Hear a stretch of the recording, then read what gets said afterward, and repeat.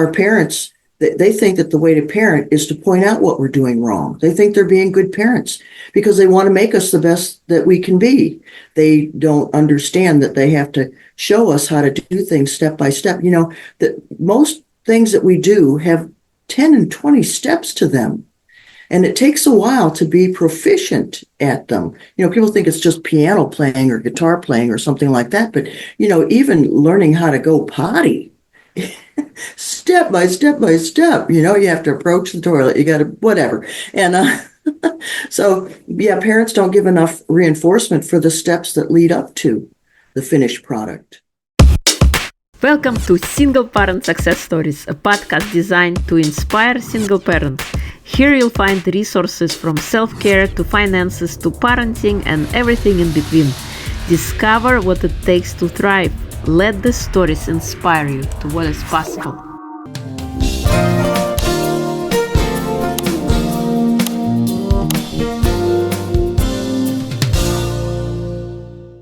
Before we start the next conversation, I want to invite you to check out my amazing book, The Gift Inside, a powerful guide for healing your body, mind, and soul.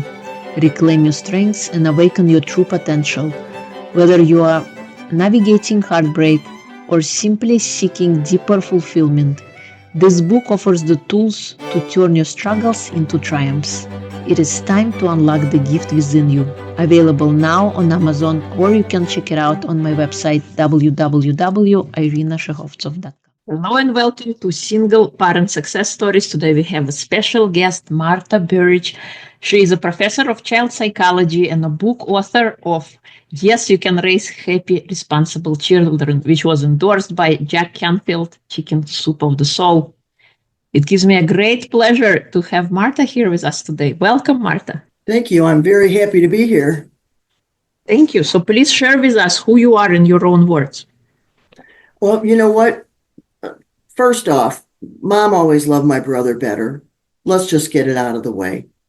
So many kids feel that way. And, you know, I have two brothers. And one of them, when we were about in our 30s, we were arguing back and forth about who Mom loved better. And I said, Mom loved you better. She did this, this, and this for you. And he said, no, that's not true. She did this. She loved you better. She did this, this, and this for you. And I thought for a moment during that interchange that maybe Mom did love us all the same, but loved different aspects of us. But then I thought, nah, she loved him better, and that's that. So why do I even bring that up? I have talked to people in their 70s, and their 50 and 50-year-old children are still talking about how, Mom, you love my sister better, you love my brother better. So you know what? Get over it, parents. You're going to live with that the rest of your lives. I know better, and I still have that thought. So I don't know, for some reason I felt compelled to say that, because sibling rivalry works to many people's advantages. There are studies done with high-level athletes, and they say that the sibling rivalry is what spurred them to be great. They wanted to do better than their brothers and sisters. So it has its good points, it has its bad points. It really depends on the person. Anyway, so where do we go beyond that? I've always had basically a love of behavior and what makes people behave and not behave. Why did I write this book? When my son was 4, he was so spoiled, everybody was miserable. And I didn't know what I was going to do. And then I learned this information, and boy, oh boy, turned things around really quickly. So what makes me an expert? Well, I turned my son around and really, really changed our lives completely. And then I became a child psychology professor for 10 years. And then I taught high school special education for 16 years. So I have a lot of experience in changing people's behavior. Plus also, I do go to the jail every Monday, to the women's jail, talk to the women alcoholics and addicts. And every Wednesday I go to the treatment center and I talk to the alcoholics and addicts, because I thought, you know what? I taught high school. I can handle anybody. So I have a lot of experience in changing behavior, children's and adults. Awesome. What makes you happy? What makes me happy, you know what? Waking up in the morning, I'm very, very blessed. I have frustrations and annoyances, but who doesn't? In fact, I was reading something lately, and they said, when you think about your life, rather than thinking about did I meet my goals, have you grown? Have you grown? And goodness gracious, boy, have I grown and growing every day. If you're online at all trying to figure out software and how to do this and how to do that, you're learning something new every day. In fact, really, every day we do about 1,000 things right, but we never give ourselves credit for that. We only notice when things don't go right. Think that goes back to how we were brought up and when teachers pointed our mistakes as opposed to our advancements or Yeah, our good point. positive things. Like when the paper is graded, they never point out you did here good, you did here good. Everything is marked with a red pen to highlight the fact that this is where you missed your step, this is where you weren't perfect. And then parents also, I guess, having high expectations of their kids, never praise them for good qualities, but other, oh, did you do your homework? Or did you, why did you fail? Like, why did you not get 100? Why did you get 95? Mhm. And So and we that's never demanding recognize. perfectionism. Go Yeah. ahead. No, no. We never recognize for the positive things. And then when we are on our own, we also focus on the things which we didn't achieve. Like you said, we focus on the goals we haven't reached. But you're so right. We got to look at our growth. We got to look at things that did work out because that kind of shifts our attention and refocuses our mind on the things that are working in the life as opposed to things that aren't working. And Exactly. how, And yeah, go ahead. our parents, they think that the way to parent is to point out what we're doing wrong. They think they're being good parents because they want to make us the best that we can be. They don't understand that they have to show us how to do things step by step. That most things that we do have 10 and 20 steps to them. And it takes a while to be proficient at them. People think it's just piano playing or guitar playing or something like that. But, even learning how to go potty, step by step by step, you have to approach the toilet, you got to, whatever. And so, yeah, parents don't give enough reinforcement for the steps that lead up to the finished product. Yeah. So how did you said once you found out about it, you completely changed and everything gotten better with your own child. What happened? Well, the first thing was I stopped looking at everything he did wrong Okay. and started looking at what he did right. That was the number one thing that I learned. They said, you know what? Just stop criticizing. Only mention when they're doing something right and make sure you tell the child every day you love them and you're glad that they're your child. So I started right there and I did that. And that made a big difference. And what I noticed is that I was giving attention for the things that he was doing right. So he was doing more of them. Whatever we give attention to increases, but we don't remember that. And also, something else is when I did have to correct, I wouldn't yell from across the room, stop it. I'd get up and go over to the child and go, wait a minute here. And it's also very important to be calm. Don't get yourself all upset. Whatever the child does, be calm and redirect them or tell them what you do want. And preparing him. We'd go to the grocery store. I'd say, now look, we're going to the grocery store. Here's what I expect of you. And that just saying what I expected helped a lot. Hmm. And how were the expectations met? Oh, well, not all the time. Definitely not all the time. But let's say at the grocery store. So I would say, now we're going to the grocery store. I need to be able to see you at all times. And I don't tell your children a bad man could snatch you. That's entirely too frightening for children. Just say, you know what? It makes me feel better. I feel more secure if I can see you. So if I can't see you, and how do I know that I can see you? Well, you can probably see me. So if you can't see me, that means that you have wandered off too far. So you need to come back. Now, if this happens where I look and I can't see you, then you're going to have to sit in the cart. So, and then when the child runs off, you don't get in a tizzy. You get the child, you go, I see you've decided to sit in the cart. You put them in the cart, and then you say, now where are the bananas? I need help finding things. So make sure the child is looking for something, constantly has something to do and probably something in their hands. Hand them stuff. And then when you're done, what you could do is you hand the child the item, the child puts it on the conveyor belt. Keep the child busy all the time. Let the child hand the money to the teller.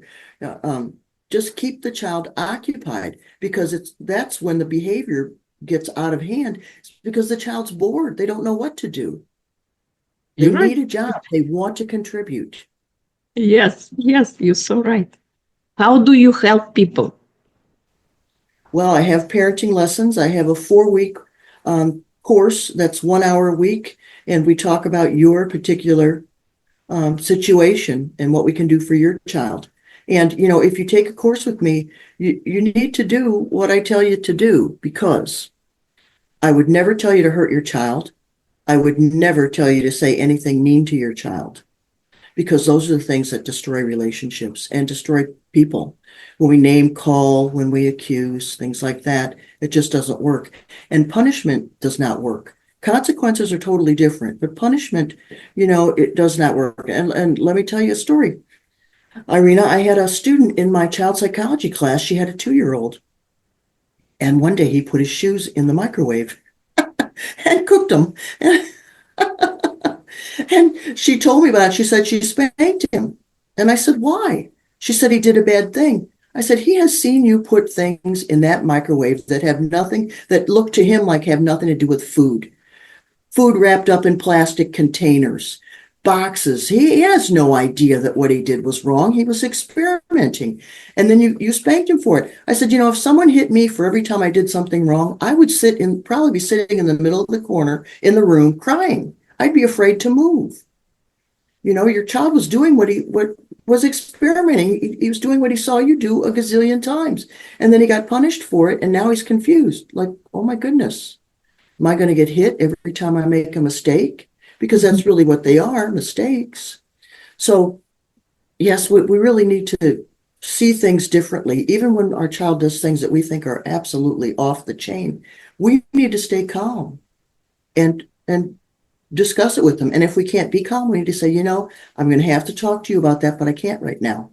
I need to calm down. Yeah, you're so right. Kids just want to experiment, and when we punish them, we kind of diminish their curiosity for things. Then they become bored, or they lose any interest in doing anything, because Right. everything is like Maria Montessori, when kids would spill stuff, the orange juice, the water, whatever, their little hands, they can't hang on to stuff like we can. They don't have the muscle development. But anyway, when they would spill stuff, she'd say, oh, looks like there's a spill we have to clean up. But before we clean it up, let's play with it. And then they would get down and splash their hands in it and put stuff in it and mess around and just have fun with it. nice. What advice would you give to your younger self? Chill out. It's all going to be okay. Everything will work out. Your son's not going to be an axe murderer.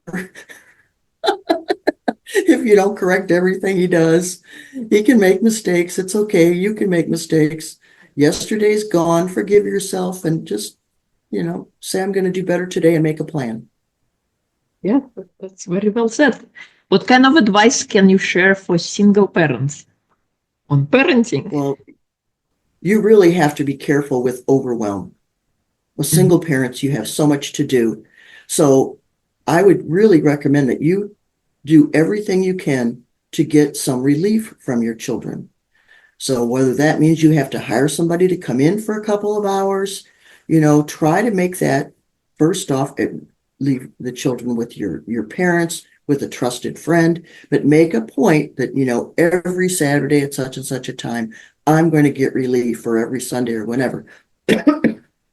Also, have the children do things, chores, lots of chores. They live there too. You do not do everything, mom, dad. Children want to contribute, and they live there. It's part of their duty as human beings to keep the place they live clean and organized for themselves and others.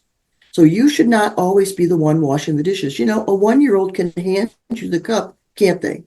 A 1-year-old can put two socks that are the same color together. Yes. So you have to start demanding that they help. And you don't even have to make it a demand. You just have to say, you know what? That's part of being a human, isn't it? That's part of being in the family. We help each other. We do things for each other. And part of doing things for each other is keeping the area clean and nice. You're so right. I don't know. I felt with my kids when they were younger, they were more, I don't know, adventurous or helpful. Even before they could do anything, like my daughter would pull up a chair and goes and does the dishes, little tiny thing. And so is my son. I had pictures like of him whenever I was cooking. He would just sit on the counter and help me mix whatever I was making. And Exactly. now, as they're older, they're not they're not so forthcoming with the help. You know, I don't Yeah, know so if make you've sure, seen it with your kid as well. yeah, make sure that you buy your 3-year-old a child-sized broom and all the little things, you know, child size, so that the little ones can help too. And your 5-year-old should all have child size. You know, if you're a gardener, they should have child-sized gardening things. And everybody deserves it. Or they still have the easy bake oven. Every child should have an easy bake oven.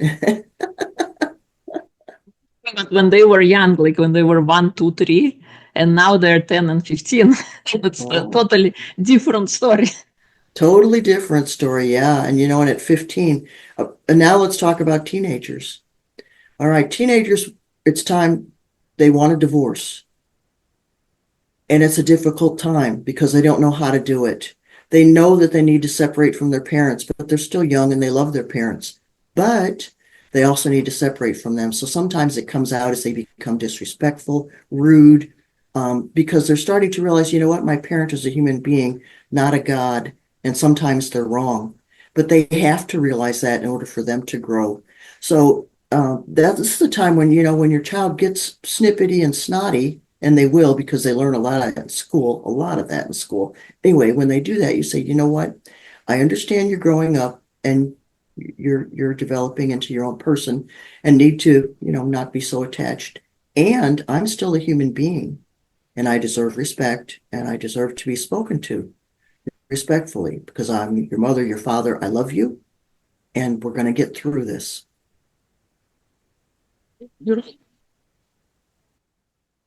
What's your superpower if you had to pick one? Responsibility. I'm responsible. I like to, I'm early to things. I put things away.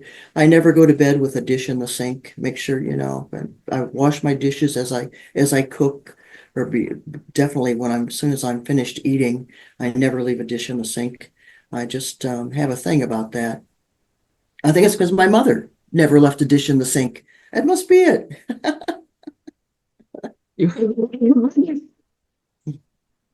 What's your superpower?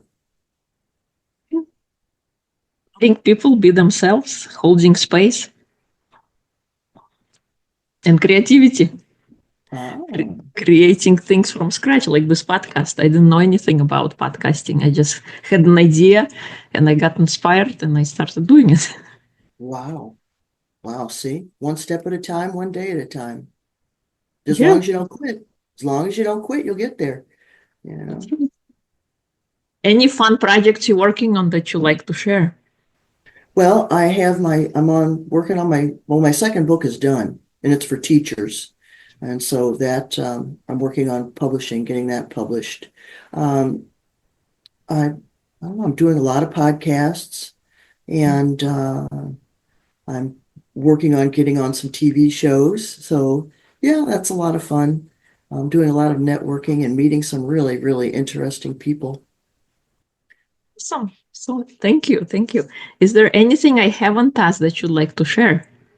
Yes, I do want to talk about the 3 L's of parenting because that is part of my parenting method. And the 3 L's are love them enough to say no. Too often as parents, we don't know how to say no. And then when we say no, we're pushovers and we change it to yes. So when your child asks you for something, think about it. if you're going to say no, tell yourself, look, I'm going to say no and I'm not going to change my mind. So make sure that if you say no, you mean it. Because if you change your mind, you're just setting yourself up for misery, which I know very well. So have the courage, love your children enough to say no. Children who never hear no become adults who are very difficult. And they become children at school who people can't handle because they don't know how to say no to themselves. And that is a basic life skill, to say no to ourselves. If you constantly go after instant gratification, your life becomes miserable because you're overweight, you don't work out, everything's always, I got to have it now, I want it now, I want it now. So you have to say no to yourself in order to have a productive and a good life. So say no and mean it. Love your children enough to say no, and love yourself enough to say no to yourself. Lead by example. Don't tell them what to do, show them. Don't tell them don't talk about others behind their backs and then there you are. No, do not talk about other people behind their backs, and show your children that that's character. We do not talk poorly about people when they aren't here. If we have something to say, we say it to their face, if that's even necessary. That's a whole nother lesson. Anyway, lead by example. Don't tell your children not to smoke, and there you are with your cigarettes, etc. All righty. And let them fail. Children need to fail. Stop trying to shield them from disappointment. Disappointment is life. If you can't take disappointment, you're going to be a miserable human being, and you're going to make everybody around you miserable. And also, you're going to go through your life taking what you think you can get rather than what you really want. Because here's what happens. Let's say our fourth grader comes home from school. Oh boy, there's a play at school today. I'm gonna go for the lead. The teacher said that we can try out. I'm gonna go for the lead. Oh, hon, a play, that's wonderful, but the lead, oh, don't go after the lead. You might not get it. There's only one role in lead, and I don't want you to be disappointed. You know what? Why don't you try out to be a tree? There's plenty of trees, and you'll probably get that role. See, so right there, we set the child up to think, oh, well, yeah, she's right. I probably wouldn't get to be the lead. I won't even try out for that. I'll try out to be a tree. So then here we are, 25. What jobs are we going for? The jobs we think we can get, not the ones we really want. You're so right. And I love those 3 L's. Loving them enough to say no, I think could be difficult when I called. But you're right. If we don't kind of stay sturdy, then they're never gonna learn. Get everything right away and instant gratification and not understanding. Sometimes you need to do that. And then, go ahead. Well, a lady at the treatment center just the other night told me that her parents always give her whatever she wants. She's a drug addict and an alcoholic. She's never learned to say no to herself. Every time she wants drugs and alcohol, she goes and gets it, even when she knows it's going to cause a problem. No one's ever said no to her, so she never says no to herself. That's why it's so important to say no to your children. And you don't have to be mean about it. Sweetheart, no, I'm sorry, you can't do that. And if you want to talk about it, I'm happy to talk about it, but I'm not going to change my mind. We could talk about it for another time. But you need to accept no as an answer. You need to know how to follow instructions. You need to know how to disagree with me, but respectfully. But we can disagree, but it doesn't mean I'll change my mind. Yeah, you're right.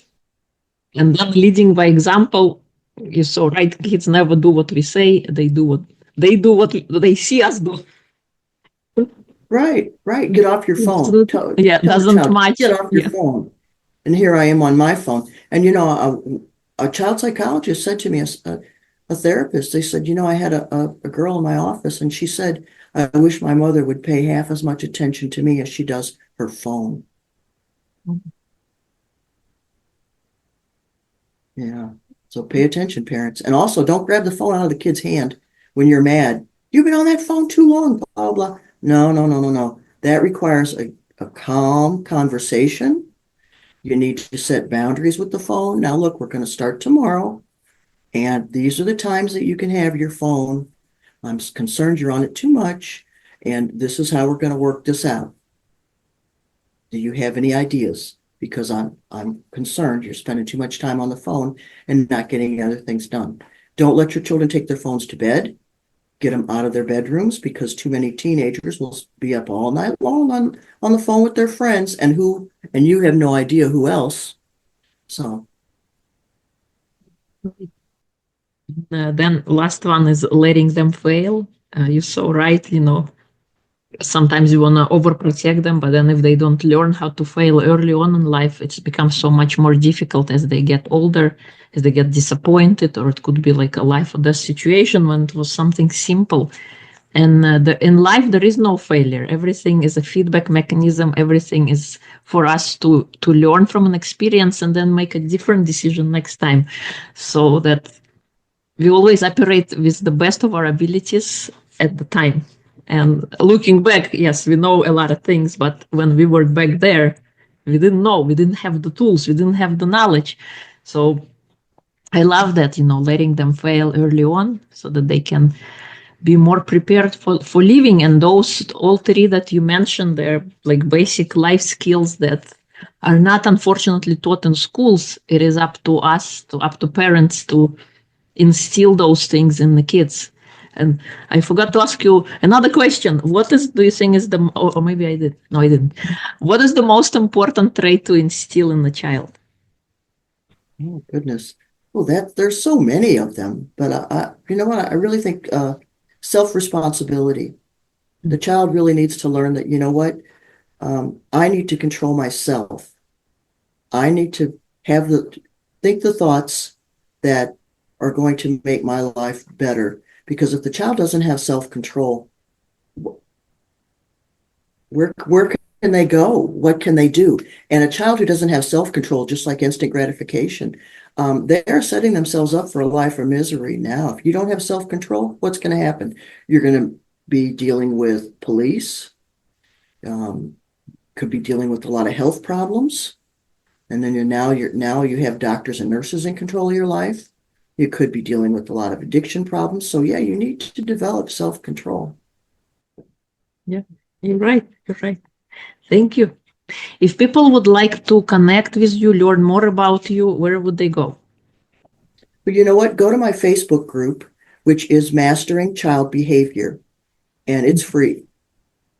And you can contact me there through Facebook Messenger. And also in my Facebook group, I do have a document that you can check out what your parenting style is. So you can take a quick 10 questions and find out what's your dominant parenting style and how that affects the behavior of your children. Thank you. Thank you. And if people would like to read your books, where can they get those? The book is available on Amazon. Mm-hmm. And well, you can put a link below the podcast for a direct link to the Amazon link there. But yes, you can raise happy, responsible children. It's on Amazon in paperback and Kindle. And it's only 60 pages. It's really just bullet point. What do you do in the grocery store? What do you do if you're driving in the car and the child won't put his seatbelt on? Mm-hmm. Well, I'm going to tell you right now, here's what you do. You pull over. For one thing, if they won't put their seatbelt on, you don't start the car. You just sit and wait. And the child says, what are we waiting for? You to put on your seatbelt. It's against the law. I can't drive unless you're seatbelted. Then if you're driving and the child unhooks his seatbelt, you have to pull over somewhere safe, but pull over and say, I can't drive unless your seatbelt is on. Just be calm about it. And so, it might take a while, but your child will figure it out. Thank you. Thank you so much for coming on and sharing about your book and about parenting principles. It's awesome. Thank you. It's been a pleasure to have you. Same here. It's been an absolute pleasure. Thank you.